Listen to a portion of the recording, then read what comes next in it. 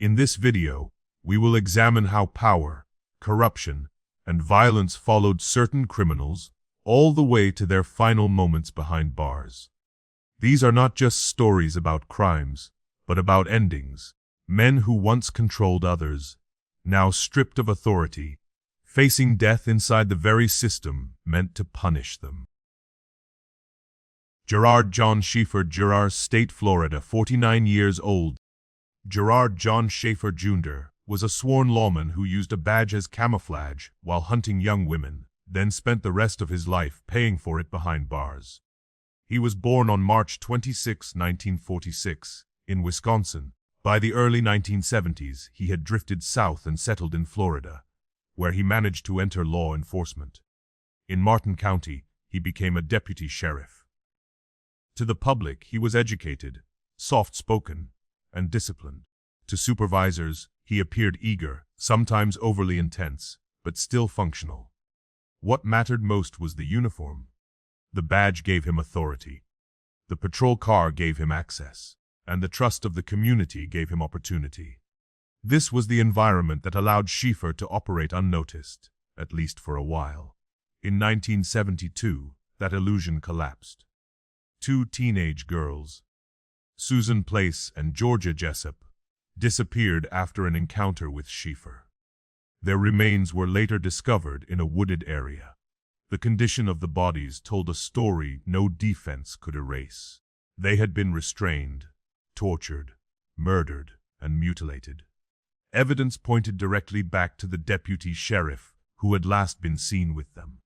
What investigators uncovered went far beyond a single crime scene. Schaefer's writings, graphic poems, journals, and fictionalized confessions revealed a deep fixation on domination, pain, and killing. He described acts that mirrored real-world disappearances across Florida. Law enforcement began to suspect he was responsible for far more than 2 murders. The unofficial estimate climbed past 30 victims. Many were never found. Many cases went cold. But his reputation spread fast. Inside media and investigative circles, he became known as the killer cop. Some called him the hangman. In 1973, Schaefer was convicted of 2 counts of first-degree murder and sentenced to 2 consecutive life terms in Florida State Prison. He would never walk free again. But prison did not silence him. From his cell, he continued to write. He published disturbing material under pseudonyms. He communicated with outsiders. He sought attention, validation, control, anything to maintain relevance. Other inmates took notice. Guards took notice. And rumors followed him down the corridors. Word spread that Schaefer was cooperating with authorities, acting as an informant, pointing fingers to protect himself or gain favor. In prison culture, that label carries a death sentence of its own. On December 3, 1995, the system failed to protect him, or chose not to. At Florida State Prison, fellow inmate Vincent Faustino Rivera attacked Schaefer inside his cell. The assault was prolonged and brutal. Schaefer was stabbed more than 40 times. His throat was cut. There was no chance of survival. Rivera later admitted to the killing, showing little hesitation. To many inmates, Schaefer was not just a murderer but a traitor, a man who preyed on children and then talked to authorities. In that environment, his death was almost inevitable. The end of Gerard John Schaefer Jr. did not bring closure to the families of his suspected victims. Too many questions remained unanswered. Too many bodies were never recovered. Too many disappearances were left unresolved. But his death inside prison walls carried its own message. Authority can hide a predator. Intelligence can disguise cruelty. And a badge can delay justice, but it cannot erase accountability. Manuel Pardo Jr., State, Florida, 56 years old. Manuel Pardo Jr. murdered 9 people and insisted, until his final breath, that he was the one delivering justice. He was born on September 24, 1956, in Florida. On paper, his life followed a familiar path. He joined the Florida Highway Patrol, then later the Sweetwater Police Department. His problems are the internal issues followed him from one department to the next. Eventually, the badge was gone, but he kept going with the belief that he was still entitled to power, still chosen to decide who deserved to live. In 1986, the killings began. One by one, victims were found shot execution style. Most were small-time drug dealers or people loosely connected to the drug trade. Pardo didn't hide what he was doing. He justified it. He told himself, and later investigators, that he was cleaning up the streets, that he was doing what the system refused to do. He robbed his victims, but framed the theft as confiscation. He killed them, but called it enforcement. In his mind, this wasn't murder, it was duty. He referred to himself as an executioner, a man appointed to restore order through violence. The crime scenes told a different story. There was no restraint, no necessity. Just ambushes, gunfire, and bodies left behind. 9 people died. Each killing escalated his confidence. Investigators noticed patterns quickly. Ballistics matched. Witnesses talked. The circle closed fast. When Pardo was arrested, he didn't express fear. He argued. He lectured. He framed himself as a soldier abandoned by his own side. In 1988, a Florida jury convicted Manuel Pardo Jr. of 9 counts of first-degree murder. The sentence was death. He was sent to death row at Florida State Prison. For most inmates, that moment breaks something. For Pardo, it hardened him. Over the years, he filed appeals, spoke to reporters, gave interviews where he doubled down on his narrative. He showed no remorse, no sympathy. The victims, in his version of events, barely mattered. They were collateral, necessary losses in a war only he believed existed. On December 11, 2012, the state of Florida carried out his execution by lethal injection. Inside the execution chamber, there were no dramatic confessions, no apology to families, no acknowledgement of the lives he destroyed. His final statement showed no remorse. Witnesses described him as calm, almost dismissive. Within minutes, the drugs took effect. His breathing slowed. His heart stopped. Manuel Pardo Jr. was pronounced dead at Florida State Prison. For the families of the 9 victims, the execution closed a legal chapter, but not an emotional one. Pardo never gave them what many hoped for in the end: recognition of harm, ownership of guilt, or even basic humanity.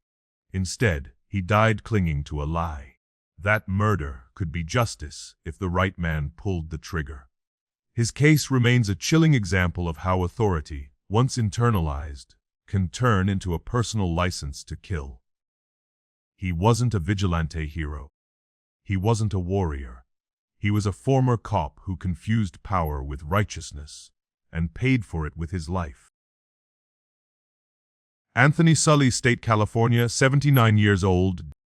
Anthony Sully tortured and murdered 6 people, then spent decades waiting to die under a sentence the state never carried out until the higher did it. Before 1983, Sully had worn a police uniform in San Francisco, California. He was trained to protect, to intervene, to recognize danger before it turned fatal.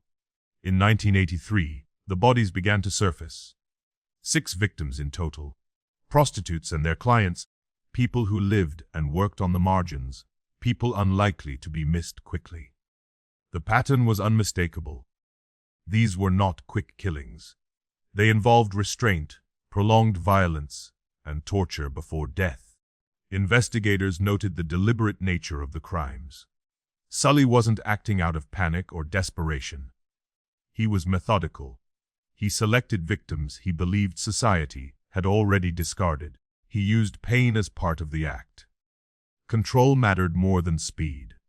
Suffering mattered. When law enforcement closed in, the shock wasn't just the brutality of the crimes. It was who committed them. A police officer. Someone who understood forensic procedure. Someone who knew how investigations worked, and still believed he could outsmart them. Prosecutors later argued that Sully's background allowed him to evade detection longer than most. He knew how to move. He knew where to hide. and he knew which victims would generate the least immediate pressure. In 1986, Anthony Sully was convicted and sentenced to death. The courtroom was quiet when the sentence was read. For the families of the victims, it was validation that the system recognized the severity of what he had done. Sully was sent to death row at San Quentin. For many, that would have been the end of the story. But death row is not death. It is waiting. And in Sully's case, the wait stretched on for decades. Years turned into years upon years. Executions slowed. Appeals accumulated. Legal standards shifted. Sully aged inside a cell designed for men who are supposed to die. His world narrowed to concrete, routine, and time. Psychologists evaluated him.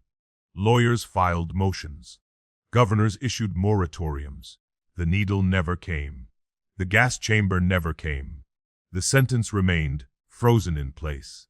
Meanwhile, the victims remained 6 names attached to a case file. 6 lives reduced to evidence, photographs, and transcripts. There were no retrials of memory. No parole hearings. Just the slow erosion of time as the man who tortured them grew old under state supervision. For critics of the death penalty, Sully became an example of systemic paralysis. For supporters, he became proof that some punishments exist only on paper.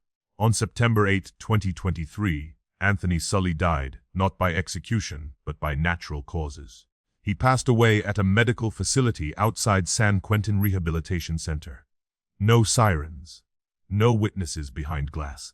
No final statement. The state did not kill him. His body simply gave out after decades of confinement. He died still condemned, still legally sentenced to death, but never carried out. His death reopened old wounds for the families. Some felt robbed of closure. Others felt relief that he would never harm anyone again. What remained undeniable was this: Sully never faced the punishment his sentence promised. He outlived it. James Whitey, Bulger, State, Massachusetts, 89 years old. James Whitey, Bulger built an empire on murder and betrayal, and in the end, he was beaten to death in a prison cell just hours after arriving there. Born on September 3, 1929, in South Boston, Bulger grew up surrounded by poverty, violence, and street loyalty. Crime came early and stayed permanent. By the 1970s, he had risen to the top of the Winter Hill Gang, becoming one of the most feared crime bosses in New England. Extortion, loan sharking, drug trafficking, and intimidation were routine. What made Bulger different wasn't just the violence, it was protection. Behind the scenes, he was feeding information to the FBI, positioning himself as a valuable informant against the Italian mafia. In return, he received something priceless: warnings. Leaks. Time. The line between law enforcement and organized crime quietly collapsed. From the 1970s through the 1990s, Bulger's reach expanded. Prosecutors later tied him to at least 19 murders, either carried out directly or ordered through subordinates. Witnesses disappeared. Rivals vanished. Anyone suspected of disloyalty was eliminated without hesitation. Yet again and again, Bulger avoided arrest. Investigations stalled. Indictments never came. The reason was simple. FBI handlers protected him, sometimes actively obstructing cases. As long as Bulger was useful, he was untouchable. That shield finally cracked in 1994. Facing imminent indictment, Bulger fled. For the next 16 years, he lived underground, moving quietly across the country. He aged in hiding while victims' families waited. In 2011, his run ended in Santa Monica, California, where he was arrested without resistance. The capture sent shockwaves through federal law enforcement and reopened deep questions about corruption, informants, and accountability. In 2013, Bulger stood trial in Boston. The evidence was overwhelming. Graphic testimony detailed killings, extortion schemes, and decades of criminal control. The jury convicted him of 11 murders and dozens of additional charges. The sentence was severe: 2 life terms plus 5 years. For the first time, Bulger was stripped of protection. No handlers. No leverage, just a number in the federal system. On October 30, 2018, at age 89, Bulger was transferred to USP Hazleton, a high-security prison in West Virginia. Less than 12 hours later, he was dead. Fellow inmates, including Focio's Freddie Gies and Paul J. DiCologero, both with deep mafia ties, entered his cell. They beat him repeatedly. A padlock tied to a belt was used as a weapon. His eyes were reportedly dislodged. The attack was swift, coordinated, and personal. Authorities believe it was retaliation, a settling of old scores that had waited decades. Bulger died on the floor of his cell, not as a powerful crime boss, but as an unprotected inmate. His death marked a brutal end to a life defined by violence and manipulation. He had spent years exploiting the system, playing law enforcement against organized crime. In the end, neither side saved him. His story remains one of the darkest examples of how corruption can keep a killer free, and how prison can deliver a different kind of justice when protection finally runs out. Robert Allen Fratta, State, Texas, 66 years old.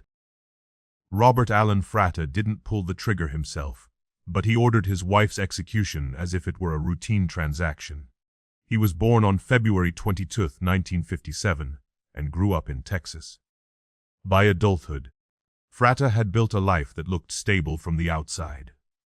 He worked as a public safety officer in Missouri City, a role that placed him in uniform and entrusted him with protecting others. At home, however, his marriage to Farrah Fratta was deteriorating. Divorce proceedings were underway in 1994, and with them came disputes over money, control, and the possibility of losing everything he believed was his. Instead of walking away, Fratta made a different decision. He chose to outsource violence. He contacted two men, Joseph Pristish and Howard Guidry, and paid them to kill his wife. The plan was simple and cowardly. He wanted Farrah dead, but he wanted clean hands. On the night of the murder, Farrah Fratta was shot in her own home while she slept. There was no confrontation, no warning, just gunfire in the dark.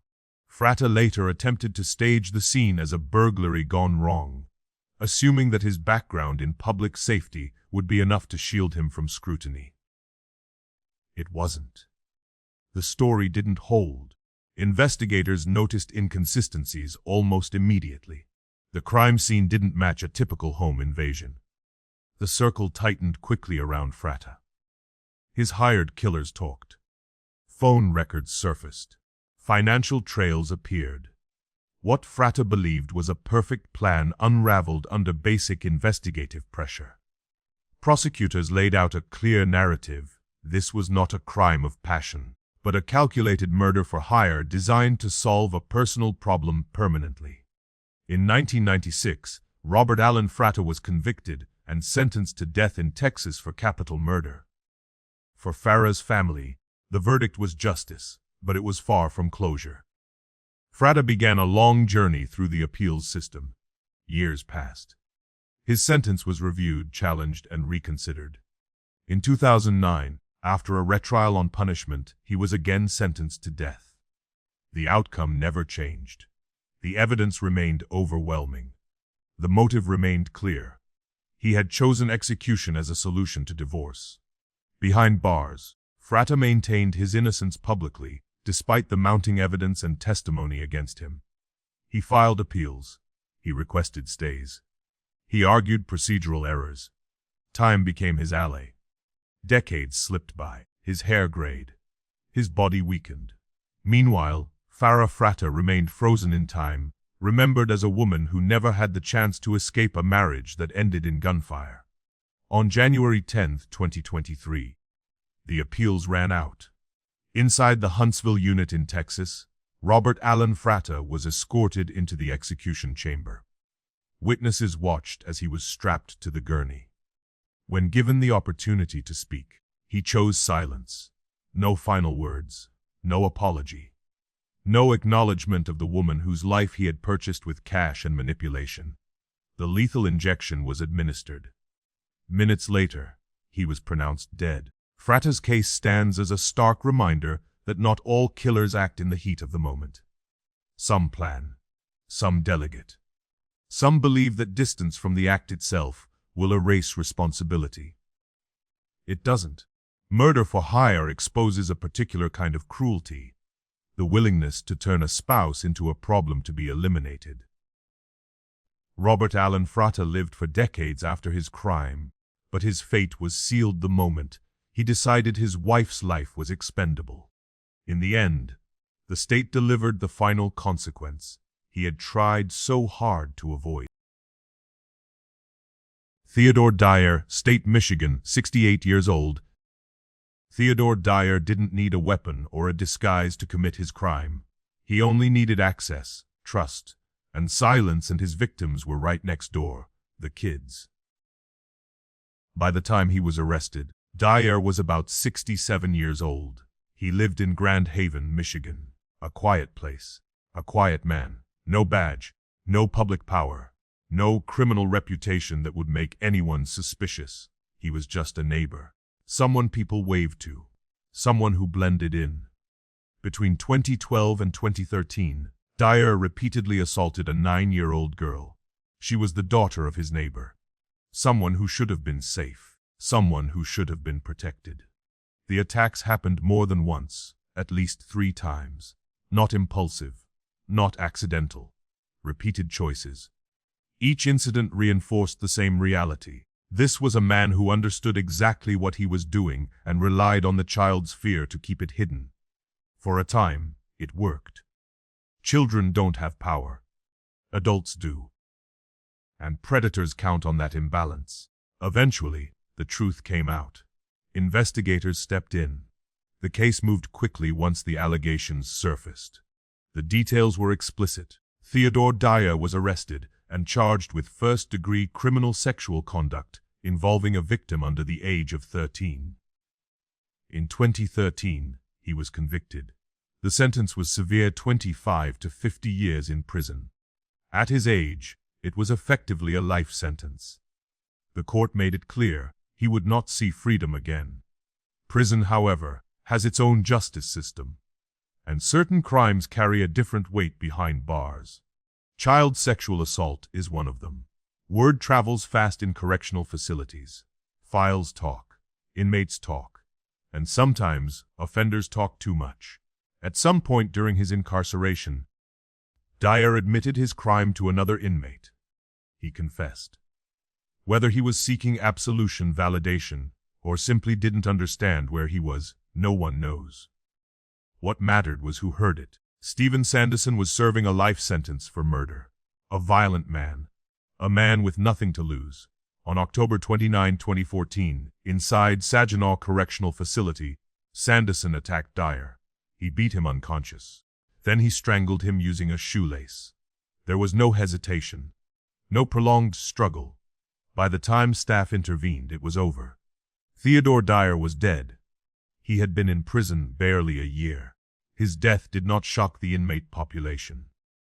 To many, it was expected. In some corners, it was considered inevitable. But inevitability does not equal justice. The state did not sentence Dyer to death. The system failed to keep him alive long enough to serve the punishment it imposed. Still, few mourned him. His name did not inspire sympathy. His victim remained a child who would carry the damage far longer than he lived behind bars. Steve Mandell, State, Illinois, 74 years old. Steve Mandell didn't plan a crime of impulse. He engineered a captivity meant to break a man slowly, in a disturbing room designed for pain. Before 2012, Mandell had already lived 2 lives. One wore a Chicago police uniform. The other moved quietly alongside organized crime. He had ties to the outfit, connections built not overnight, but over years of shared favors, silence, and mutual protection. In 2012, Mandell helped orchestrate a plot that crossed every line.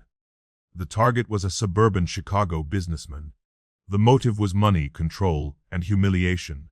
The plan was abduction, torture, extortion, and murder. The centerpiece of the operation was a makeshift torture chamber chillingly nicknamed Club Med. It wasn't a joke. It was a controlled environment, isolated, prepared, and intended to extract compliance through pain. The design of the room spoke volumes. This was not desperation. This was planning. This was someone who believed he could dominate another human being without consequence. The victim was kidnapped and held against his will. Threats were made. Violence was implied and prepared for. Mandell and his associates believed fear would do the work. They believed money would follow. What they didn't expect was survival. The businessman lived. And because he lived, the story didn't end inside that room. It moved into courtrooms, wiretaps, and federal indictments. The details spilled out slowly, testimony about restraints, threats, and the deliberate nature of the plot. Prosecutors painted Mandell not as a rogue actor, but as a man who used his law enforcement background to facilitate organized violence. In 2014, Steve Mandell was convicted and sentenced to life in prison. No parole. No early release. The judge's message was clear: this was a permanent removal from society. Mandell was transferred into the federal prison system, spending years in high-security confinement. The power he once wielded evaporated quickly. No badge, no crew, no influence. Just concrete, routine, and time. Inside, he was no longer feared for who he knew, only for what he had done. Prison stripped Mandell of the control that defined his crimes. There were no negotiations, no leverage, no one to intimidate. The Club Med mentality didn't survive inside federal custody. Years passed. Appeals failed. His name faded from headlines. Outside, the world moved on. Inside, his health deteriorated. The man who once planned torture began to rely on others for basic care. In 2025, Steve Mandell died in a federal medical prison in North Carolina. The cause of death was not publicly disclosed. There was no spectacle. No violence. No retaliation. Just illness, decline, and the quiet end of a life sentence. He had spent more than a decade in high-security incarceration before his body gave out. The state did not shorten his punishment. It simply outlasted him. Mandell's story is not about a fallen cop who made one bad decision. It's about a man who blurred the line between law enforcement and organized crime until it disappeared entirely. His death did not erase the fear he created or the harm he planned. It only confirmed the final outcome: the systems he once manipulated eventually closed around him. He didn't escape justice. He aged inside it. Stephen Caracappa, State, New York, 76 years old. Stephen Caracappa sold lives for cash, using a detective's badge as a weapon and the justice system as his cover.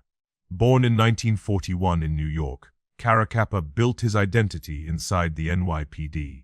He rose to the rank of detective and worked in organized crime units, the very place where trust and secrecy matter most. He knew how investigations moved. He knew who was talking. He knew which witnesses were protected. Between 1986 and 1993, he crossed the line completely. Alongside fellow NYPD detective Luis Eppolito, Caracappa began secretly working for the Lucci's crime family. They didn't just look the other way. They actively participated. Prosecutors later showed that Caracappa sold confidential police information directly to the mafia: names, locations, movements. That information led to at least 8 murders.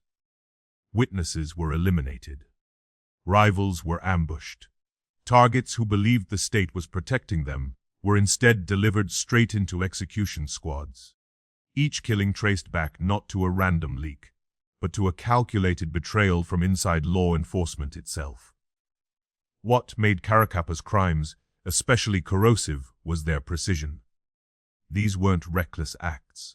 They were strategic. He understood timing. He understood consequence.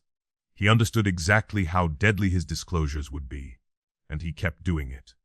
The men who died never saw him, never knew his name. but they were killed because he chose profit and loyalty to organized crime over duty to the law. For years, the truth stayed buried. Caracappa and Ippolito retired. They lived quietly. The murders were absorbed into the long history of mafia violence in New York. But federal investigators kept digging. Wiretaps flipped witnesses, and long-term intelligence slowly rebuilt the trail. Eventually, the case became unavoidable. In the early 2000s, the wall finally cracked. In 2006, Stephen Caracappa was convicted in federal court. The charges were sweeping murder, conspiracy, racketeering, and collaboration with organized crime. The sentence was life in prison. No parole, no technical escape. The court made it clear, this was not corruption at the edges. This was a cop acting as a contract killer's facilitator. A man who didn't pull the trigger, but made sure the trigger found its target. Prison erased what authority hadn't already destroyed. Caracappa was no longer a detective, no longer respected, no longer feared. Inside federal custody, he was just another inmate with a long sentence and failing health. The mafia ties that once paid him meant nothing. The badge that once protected him was gone. Time did what prosecutors could not, strip everything away. On April 8, 2017, Stephen Caracappa died of cancer at a federal prison medical facility in Butner, North Carolina. There was no violence at the end, no retaliation, just illness and decline. He died after more than a decade behind bars, carrying the weight of crimes that reshaped multiple lives and investigations. Caracappa's story is one of the most disturbing examples of institutional betrayal in modern American crime. He didn't exploit a loophole. He was the loophole. He represents what happens when the people entrusted with protecting witnesses decide, instead, who gets buried. His death closed his case, but the damage he caused to victims, families, and the credibility of law enforcement never fully healed. These cases remind us that prison is not just confinement, it is an environment where past actions continue to echo. For some, justice arrived through courts and executions. For others, it came through disease, time, or inmate violence. But the pattern is clear: power does not survive incarceration. What remains are victims, unanswered questions, and a final reckoning that no badge, deal, or reputation can prevent.